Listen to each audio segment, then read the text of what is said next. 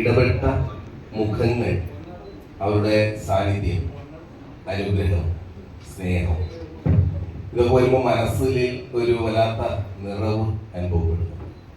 എന്ത് ചെയ്താലും, ഏത് നാടകം ചെയ്താലും, ഏത് ടെലിഫിലിമോ ഡോക്യുമെന്ററിയോ മൾട്ടിമീഡിയ പ്രൊഡക്ഷനോ സിനിമയോ ചെയ്താലും ഇതെല്ലാം ശരി എന്ന് അസ്വസ്ഥമാകുന്ന ഒരു മനസ്സും പ്രാന്തമുള്ള ഒരാളാണ്.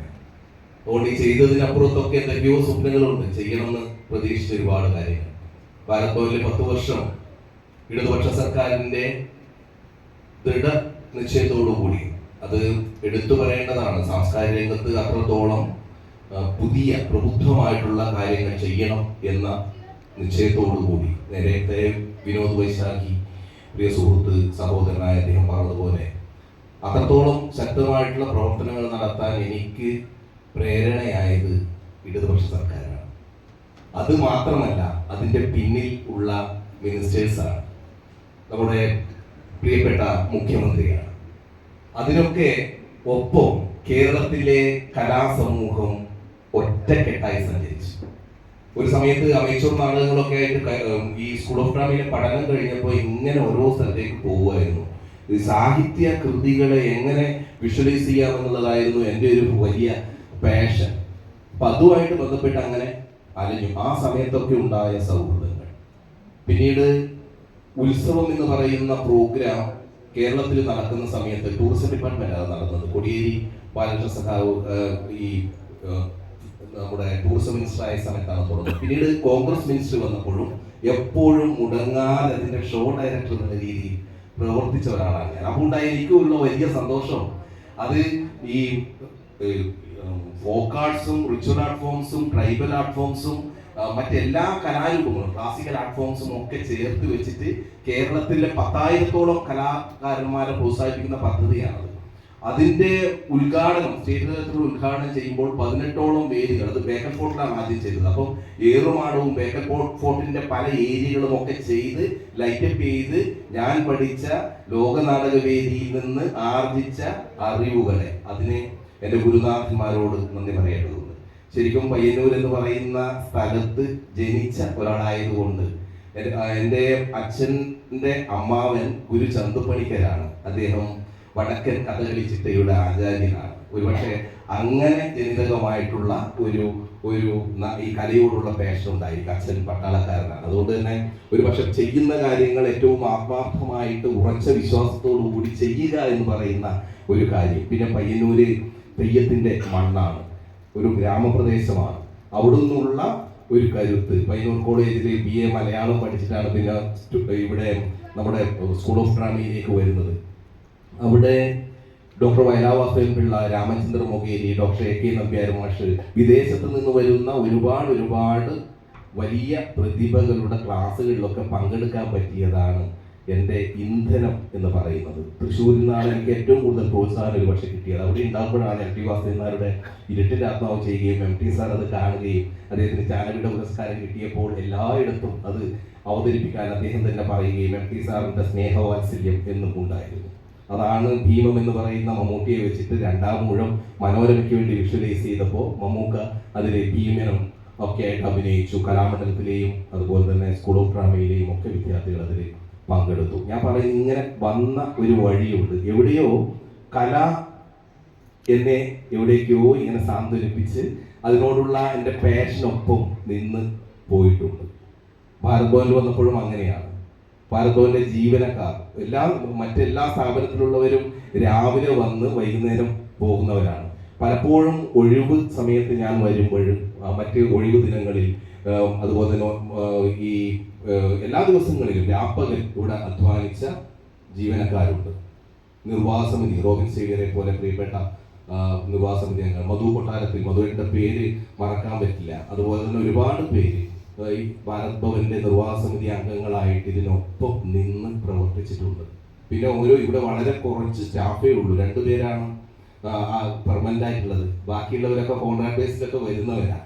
ഓരോ കാര്യം ചെയ്യുമ്പോഴും സംഗീത സംബന്ധമായ പ്രോഗ്രാം നടക്കുമ്പോൾ നാടക സംബന്ധമായിട്ട്, മൈം സംബന്ധമായിട്ട്, ചലച്ചിത്ര സംബന്ധമായിട്ട്, ഗാനം, നൃത്തം, എല്ലാ സംഭവങ്ങളും വരുമ്പോഴും അതുമായി ബന്ധപ്പെടുന്നവരുടെ ഒരു കൂട്ടായ്മ ഇവിടെ രൂപപ്പെടാറുണ്ട്. അവരുടെ കരുത്തിലാണ് മുന്നോട്ട് നമ്മൾ സഞ്ചരിച്ചത്. ഒരുപാട് പേരുടെ, ഇപ്പോൾ നിങ്ങളൊക്കെ എൻ്റെ പേര് പറയുമ്പോഴും ഈ ഒരുപാട് പേരുടെ ഇവിടെ ഇപ്പോഴും എത്തിച്ചേരാത്ത ഒരുപാട് പേരുടെ അധ്വാനമുണ്ട്, വിയർപ്പുണ്ട്, ഉറക്കമൊഴിച്ചിലുണ്ട്. അങ്ങനെയുള്ള 10 വർഷങ്ങൾ ഒരുപാട് പേർക്കൊപ്പം സഞ്ചരിക്കാൻ പറ്റിയ വലിയ സന്തോഷത്തോടു കൂടി മുന്നോട്ട് പോയ 10 വർഷങ്ങൾ ആണ്.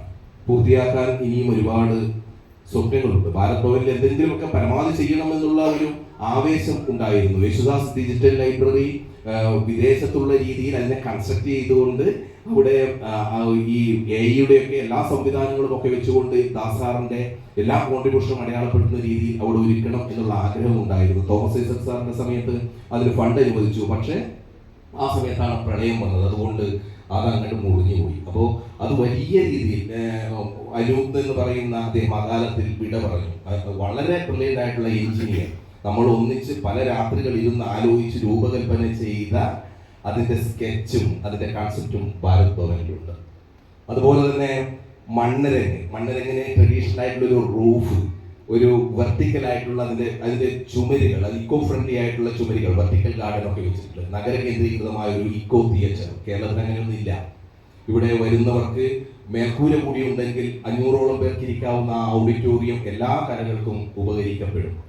അത് മറ്റൊരു സ്വപ്നമായിരുന്നു. മറ്റൊരു പ്രധാന കാര്യം, എപ്പോഴും ഗവൺമെന്റിലേക്ക് എഴുതിക്കൊണ്ടേയിരുന്നൊരു കാര്യം, തിരുവനന്തപുരത്ത് ഒരുപാട് കലാകാരന്മാർ വരുന്നുണ്ട്. നാടകമായാലും സിനിമയായാലും ഡോക്യുമെന്ററി ആയാലും സംഗീതവും നൃത്തവും ശില്പകലയും ചിത്രകലയും മറ്റും ഫോക്ക് ആർട്സും ഏത് മേഖലയായാലും ഇത് ആയിട്ട് ബന്ധപ്പെടുന്ന വരുന്നവർക്ക് രാത്രി അന്തി ഉറങ്ങാൻ ചിലപ്പോൾ ഇടമില്ലാത്ത അവസ്ഥയുണ്ട്. അവർക്ക് ഏറ്റവും മിതമായ രീതിയിൽ ഉള്ള ഒരു വാർഡിലേക്ക് അന്തി ഉറങ്ങാനൊരിടം, അവർക്ക് പുസ്തകങ്ങൾ വായിക്കാനൊരിടം, അവർക്ക് റെഫർ ചെയ്യാനൊരിടം, അങ്ങനെ ഒരു സ്ഥലം എന്നുള്ളത് വലിയ സ്വപ്നമായിരുന്നു. കഴിഞ്ഞ ഗവൺമെന്റ് കാലത്ത് ഇതിന്റെ ഒരു മതിലുണ്ട്. ഈ മതിൽ തട്ടിയാൽ അതിനപ്പുറത്ത് മന്ത്രി വസതിയാണ്. അപ്പോൾ അവിടെ ഒരു പക്ഷെ മന്ത്രി വരില്ലെങ്കിൽ നമുക്ക് ആ സ്ഥലം അനുവദിച്ച് കിട്ടാനുള്ള എല്ലാ ശ്രമവും നടത്തി 80% അത് റെഡിയായി. നമ്മൾ സ്വപ്നം കണ്ടു. കാരണം ഇവിടെ വരുന്ന കലാകാരന്മാർക്ക് ഉള്ള ഒരു താവളമായിട്ട് അത് മാറും. അവർക്ക് ഉള്ള ഒരു ഇടത്താവളമായി സർഗാത്മകതയുടെ മറ്റൊരു ഇടമായി അത് മാറുമെന്ന് വിചാരിച്ചു. പക്ഷെ അതും നടന്നില്ല. ഇങ്ങനെ നടക്കാത്ത ചില സ്വപ്നങ്ങളുണ്ട്.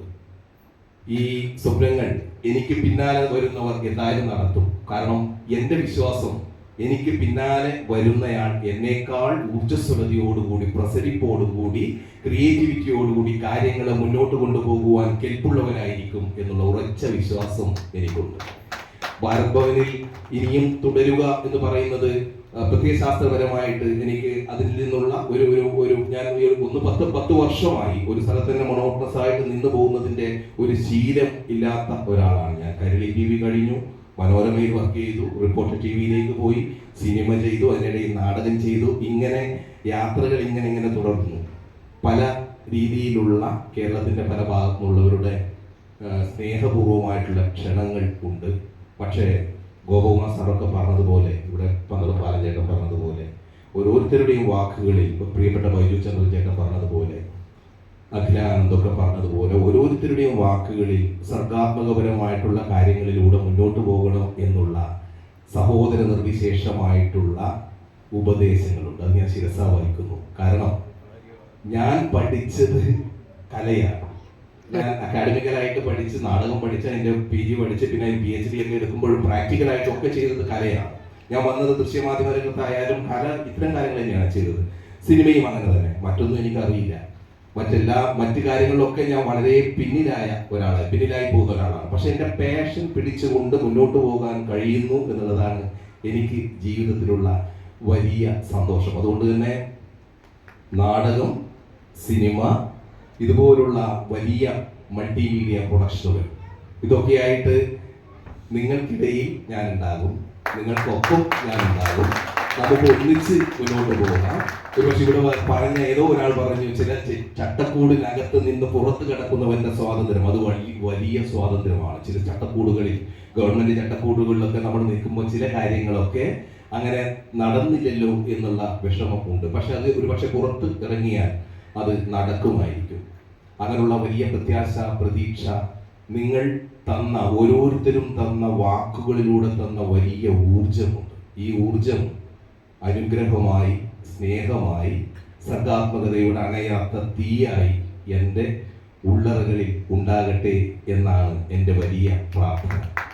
അവിടെ ഒരു കാര്യം കൂടി പറയേണ്ടതുണ്ട്. നമ്മൾ ഈ ലോക കേരള സഭ നടക്കുന്ന സമയത്ത് റിയാസ് കോമുവും ബോസ് എം കൃഷ്ണനാചാര്യയും അതുപോലെ തന്നെ പ്രിയപ്പെട്ട ശില്പി കാനായി കുഞ്ഞിരാമാഷൊക്കെ ഇരുന്ന് നമ്മൾ ആദ്യത്തെ ലോക കേരള സഭ ഈ 5 വർഷത്തെയും പ്രോഗ്രാം കൺവീനർ എന്ന നിലയിൽ പ്രവർത്തിക്കാനുള്ള സൗഭാഗ്യം എനിക്കുണ്ടായിരുന്നു. അതിൻ്റെ ഷോസ് ഒക്കെ ഡയറക്റ്റ് ചെയ്യാൻ പറ്റിയിട്ടുണ്ടായിരുന്നു. അപ്പോൾ അവിടെ കനകക്കുന്ന് കൊട്ടാരത്തിന്റെ മുന്നിൽ പ്രവാസവുമായി കണക്ട് ചെയ്തിട്ടുള്ള ഒരു വലിയ വിഷ്വൽ വെക്കണം എന്നുള്ള രീതിയിൽ ഒരു ഇൻസ്റ്റലേഷൻ വെക്കണമെന്ന് ആലോചിച്ചപ്പോൾ റിയാസ് കോമു ഒരു ഒരു ഒരു ഒരു രൂപകൽപ്പന ഉണ്ടാക്കിയ ഒരു വലിയ വിഷ്വൽ അവിടെ വെച്ചിരുന്നു. അപ്പോൾ അതിൻ്റെ ഒരു എഴുത്ത് ഇങ്ങനെയാണ്, എന്നാ പോണേ എന്നായിരുന്നു എൻ്റെ ടൈറ്റിൽ. ചില ആൾക്കാർ ഗൾഫിൽ നിന്ന് നാട്ടിലേക്ക് വരും, എന്ന് വന്നു, എന്താണ് സുഖത്തിന്, എത്ര നാളായി കണ്ടിട്ട് എന്നൊക്കെ ചോദിക്കും.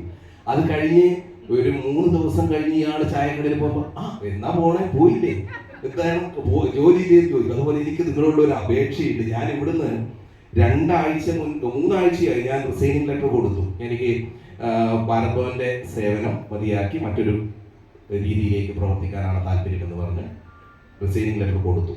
പക്ഷേ ഒഫീഷ്യലായി ഇത് ഹാൻഡ് ഓവർ ചെയ്ത് ഭാരത് ഭവൻ ഒരുപാട് കാര്യങ്ങൾ വിഷ്വലി ആർക്കൈവ് ചെയ്തിട്ടുണ്ട്. കേരളത്തിന്റെ എല്ലാ കലാരൂപങ്ങളെയും വളരെ മനോഹരമായ രീതിയിൽ പ്രൊഫഷണൽ രീതിയിൽ ആർക്കൈവ് ചെയ്തിട്ടുണ്ട്. അതിൻ്റെയൊക്കെ വിവരങ്ങളും എല്ലാം ഭാരത് ഭവനിലുണ്ട്. ഒരുപാട് കാര്യങ്ങൾ ഭാരത് ഭവൻ 10 വർഷത്തിനുള്ളിൽ ചെയ്തു. ഞാൻ പ്രിയപ്പെട്ട സഹോദരൻ സതീഷ് ബാബു പയ്യന്നൂരിൻ്റെ അടുത്ത് നിന്ന് ഇതിൻ്റെ ചാർജ് ഏറ്റെടുക്കുമ്പോൾ അദ്ദേഹം ഇവിടെയുള്ള മേശ, കസേര, പേപ്പേഴ്സ് എല്ലാം അടക്കം എന്നോട് പറഞ്ഞ പ്രമോദ് ഇതൊക്കെ ഉണ്ട്, ഇങ്ങനെയൊക്കെ മുന്നോട്ട് പോകണം എന്ന് പറഞ്ഞു. അത് സാക്ഷ്യപ്പെടുത്തി ഞാൻ അതിൽ ഒപ്പിട്ട് കൊടുത്തു. ഇനി വരാനിരിക്കുന്ന മെമ്പർ സെക്രട്ടറിക്ക് മുന്നിൽ ഒരുപാട് കാര്യങ്ങൾ, ഒരുപാട് വലിയ ലെഡ്ജർ ബുക്കിലുള്ള സാധനങ്ങൾ നമുക്ക് സാക്ഷ്യപ്പെടുത്താനുണ്ട്. അതിൽ പ്രധാനം ഈ വിഷ്വൽ ആർക്കൈവ് ചെയ്തതും ഓഡിയോ ആർക്കൈവിങ്ങുമാണ്. പ്രിയപ്പെട്ട എം എ ബേബി സഖാവ് അദ്ദേഹത്തിന്റെ കൗമാരകാലം മുതലുള്ള മ്യൂസിക് കളക്ഷനാണ് ഡിജിറ്റൽ യൂണിവേഴ്സിറ്റിക്ക് വേണ്ടി, ഡിജിറ്റൽ നമ്മുടെ ഡിജിറ്റൽ ലൈബ്രറിക്ക് വേണ്ടിയിട്ട് തന്നത്. ഞാൻ അതിനെക്കുറിച്ച് പറയുമ്പോൾ ഒരു കാര്യം കൂടി പറയാൻ ഉണ്ട്. ഡിജിറ്റൽ ലൈബ്രറി പൂർത്തീകരിക്കാനുള്ള വലിയ രീതിയിൽ പൂർത്തീകരിക്കാൻ പറ്റിയില്ല. പക്ഷെ അതിൻ്റെ തുടക്കം ഇടണം എന്നുള്ളൊരു ആഗ്രഹത്തിൽ അതിൻ്റെ മേൽക്കൂരൊക്കെ ഇടിഞ്ഞു പൊളിയാറായിട്ടുള്ള രീതിയിലായിരുന്നു. നിങ്ങൾക്കറിയാം, ഇതിൻ്റെ ഒരു ചരിത്രം അറിയാം. നമ്മുടെ ചെമ്മാങ്കുടി ശ്രീനിവാസ ഭാഗവതർ എന്ന വളരെ വിഖ്യാതനായ സംഗീതാചാര്യൻ, അദ്ദേഹത്തിന്റെ നാമത്തിലാണ് ഈ ഓഡിറ്റോറിയം സ്ഥിതി ചെയ്യുന്നത്. ഇത് ഉദ്ഘാടനം ചെയ്തത് ഗാനഗന്ധർവൻ KJ യേശുദാസാണ്. എന്തുകൊണ്ടാണ് യേശുദാസ് സാർ ഇവിടെ വന്ന് ഉദ്ഘാടനം ചെയ്തത് എന്നുള്ളതിന്റെ പിന്നിലുള്ള ചരിത്രവും നിങ്ങൾക്കറിയാം. അദ്ദേഹം സംഗീത കോളേജിൽ ഗാനഭൂഷണം പഠിക്കാൻ വേണ്ടിയിട്ട് വന്നപ്പോൾ കറുത്ത ഒരു അംബാസഡർ കാറിൽ ഒരു ദിവസം വന്ന ചെമ്മാങ്കുടി ശ്രീനിവാസ ഭാഗവതർ എന്ന അദ്ദേഹം അതിന്റെ പ്രിൻസിപ്പലായിരുന്നു സംഗീത കോളേജിന്റെ. ഇവിടെയായിരുന്നു അവരുടെ ഔദ്യോഗിക വസതി, ഈ സംഗീത കോളേജിലെ പ്രിൻസിപ്പൽമാരുടെ. അപ്പൊ ഈ കാറിൽ വരുന്ന സമയത്ത് മഴ നനഞ്ഞ് കിടുകിട വിറച്ചു നിൽക്കുന്ന ഒരു പയ്യനിൽ കാരുണ്യം തോന്നി വണ്ടിയെ ഇവിടെ നിർത്തിയപ്പോൾ ഈ മതിൽക്കെട്ടിന്റെ അന്നൊക്കെ മതിലൊക്കെ വളരെ ചെറുതാണെന്നാണ് പറയുന്നത്. അവിടെ നിന്നപ്പോൾ കാര്യം അന്വേഷിച്ചപ്പോൾ പറഞ്ഞു, ഇവിടെ വിദ്യാർത്ഥിയാണ്, അവിടെ അഡ്മിഷൻ കിട്ടി അവിടെ വന്നതാണ്, താമസിക്കാൻ ഒരു ഇടമില്ല എന്ന്. അന്ന് ആ കുട്ടിയോട് ചെമ്മാങ്കുടി ശ്രീനിവാസ ഭാഗവതർക്ക് തോന്നിയ കാരുണ്യം, അത് ഒരു 6 മാസത്തോളം ദാസാർ ഇവിടെ താമസിച്ചു എന്നാണ് പറയുന്നത്. അന്ന് ഈ ഉദ്ഘാടനത്തിൽ വന്നപ്പോൾ ദാസാർ അതിൻ്റെ അകത്തേക്ക് പോയിട്ട് അതിൻ്റെ അകത്ത് നിന്ന് നമ്മളോട് പറയുന്ന സമയത്ത് അതിൻ്റെ കണ്ടമിടറി കണ്ണ് ഈറനണിഞ്ഞു. ഒരുപാട് സങ്കടങ്ങൾ ഈ ചെറിയ ജാലകത്തിലൂടെ ഞാൻ അപ്പുറത്തുള്ള ദേവിയോട് പറഞ്ഞിട്ടുണ്ട്. എനിക്ക് വസൂരി വന്നിട്ടാണ് ഞാൻ ഇവിടെ നിന്ന് പോകുന്നത്, ചിക്കൻ ബോക്സ് വന്നിട്ടാണ് ഞാൻ പോകുന്നത്, അതുവരെ ഞാൻ ഇവിടെ നിന്ന് പഠിച്ച ഒരാളാണ് എന്ന് പറഞ്ഞു. അപ്പോൾ തീർച്ചയായിട്ടും അദ്ദേഹത്തെ പോലെയുള്ള ഒരു ലിവിങ് ലെജൻഡ്, അദ്ദേഹത്തിന്റെ എല്ലാ കോൺട്രിബ്യൂഷനും എത്ര ഭാഷകളിലാണ് ദാസേട്ടൻ പാടിയത്, അങ്ങനെയുള്ള ഒരാൾ നമ്മുടെ ഇടയിൽ ഉണ്ടായിരുന്നു. അദ്ദേഹത്തിന്റെ സ്പർശം, അദ്ദേഹത്തിന്റെ സാന്നിധ്യം, അദ്ദേഹത്തിന്റെ ശ്വാസം ഇവിടെ ഉണ്ടായിരുന്നു എന്ന് അടയാളപ്പെടുത്തേണ്ടത് സാംസ്കാരികതയുടെ ഏറ്റവും വലിയ നിറവുമാണ്. അതുകൊണ്ട് തന്നെ നമുക്കത് ചെയ്യാൻ പറ്റിയില്ല എന്നുള്ള വിഷമമുണ്ട്. പക്ഷേ അതൊരു പക്ഷേ ഇടിഞ്ഞ് പൊളിഞ്ഞ് വീണിട്ടുണ്ടെങ്കിൽ അതൊരു കാർഷികമായിരുന്നു ചെമ്മാങ്കുടിയുടെ എന്ന് പറഞ്ഞ് ഒരു പക്ഷേ ആരെങ്കിലുമൊക്കെ അത് മാറ്റി അവിടെ വലിയ കെട്ടിടമൊക്കെ പറഞ്ഞാൽ ഈ ഒരു ഓർമ്മ ഇല്ലാതായി പോകും. ഇനി വരാനിരിക്കുന്ന കുട്ടികൾക്കൊക്കെ അതൊരു ഊർജമാണ്. ഒരുപാട് പട്ടിണി കിടക്കുമ്പോഴും തങ്ങളുടെ മനസ്സിലുള്ള സർഗാത്മകതയുടെ വലിയ പാഷനുകളെ നെഞ്ചേറ്റിക്കൊണ്ട് KJ യേശുദാസ് എന്ന് പറയുന്ന വലിയ മനുഷ്യൻ എത്രത്തോളം ഉന്നതിയിലേക്ക് എത്തിയെന്ന്, അദ്ദേഹത്തിന് ഇങ്ങനെ ഒരു പാസ്റ്റ് ഉണ്ടായിരുന്നു എന്നൊക്കെ പറയുന്നത് വരുന്ന കുട്ടികൾക്ക് ഇങ്ങനെയുള്ള കാലത്ത് അതിജീവിക്കാൻ നമുക്ക് കഴിയുമെന്ന് പറയുന്നതിൻ്റെ അവർക്ക് കൊടുക്കുന്ന ഒരു ഊർജമാണ്. അതുകൊണ്ട് പൊന്നു വെക്കേണ്ടിടത്ത് പൂവ് എന്നുള്ള രീതിയിൽ ചെറിയ രീതിയിൽ 5 ലക്ഷം രൂപയാണ് അവരുടെ കാല് പിടിച്ച് അവസാനം സാങ്ഷൻ ആക്കിയത്. ഈ 5 ലക്ഷത്തിൽ 2.25 ലക്ഷം രൂപയാണ് കിട്ടിയത്. ഈ 2.25 ലക്ഷം രൂപ കൊണ്ട് അവിടെ അതിനെ കൊണ്ട് ചെയ്യാവുന്നതിന്റെ ഏറ്റവും ഒരു 6 ലക്ഷത്തിന് ചെയ്യാൻ പറ്റുന്ന രീതിയിൽ ബന്ധങ്ങളും സ്നേഹവും ഒക്കെ ഉപയോഗിച്ചുകൊണ്ട് ദാസാറിനോടാണ്, സാംസ്കാരികതയോട്, കലാകാരന്മാരോടുള്ള ഒരു ആദരവിന്റെ ഭാഗമായിട്ടാണ് എല്ലാവരും അത് ചെയ്തത്. അത് നിറവേറ്റാൻ കഴിഞ്ഞു. ഇനി അത് ഇടിഞ്ഞു പൊളിഞ്ഞു വീഴില്ല. മേൽക്കൂര ശക്തമായിട്ടുണ്ട്, അടിത്തറ ശക്തമായിട്ടുണ്ട്. അകത്ത് ദാസാറിന്റെ പല കാലഘട്ടങ്ങളിലുള്ള മുഖങ്ങളുണ്ട്. ഡിജിറ്റൽ സ്ക്രീനിൽ ടച്ച് ചെയ്താൽ പല ഭാഷകളിലുള്ള അദ്ദേഹത്തിന്റെ പാട്ടുകൾ കേൾക്കാം. ഒരു ജാലകമുറിയിൽ ഇരുന്ന് കഴിഞ്ഞാൽ ഗ്രാമഫോണിൽ അദ്ദേഹത്തിന്റെ പാട്ടുകൾ കേട്ട് നമുക്കിരിക്കാം. അദ്ദേഹത്തിനെ കുറിച്ചിട്ടുള്ള പുസ്തകങ്ങൾ അവിടെയുണ്ട്.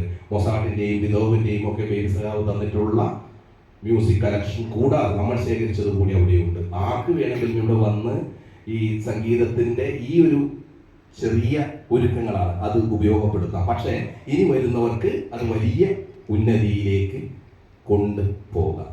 ഇപ്പൊ ഞാൻ നേരത്തെ പറഞ്ഞത് എന്നാ പോണേ എന്നുള്ളൊരു പ്രശ്നമാണ്. ഈ എന്നാ പോണേ എന്നുള്ളത് എന്നോട് ക്ഷമിക്കണം. കാരണം ഈ വരാൻ ഉള്ള സെക്രട്ടറി വരുന്നത് വരെ എനിക്ക് ഇവിടുന്ന് മോചനമില്ല എന്നുള്ളതാണ് സത്യം. കഴിഞ്ഞ ദിവസവും